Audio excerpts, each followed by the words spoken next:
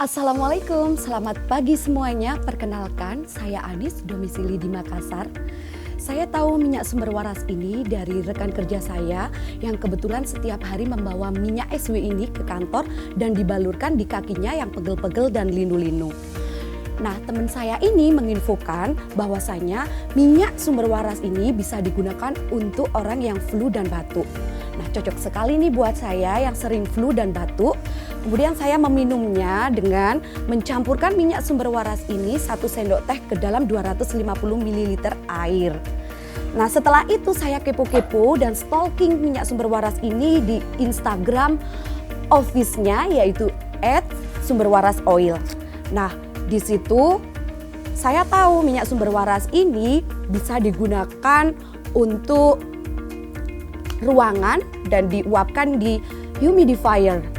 Nah, jangan khawatir, minyak sumber waras ini sudah ada BPOM-nya dan halal pastinya. Wow, minyak sumber waras, kamu keren. Saya mau jadi resellernya dan borong stoknya.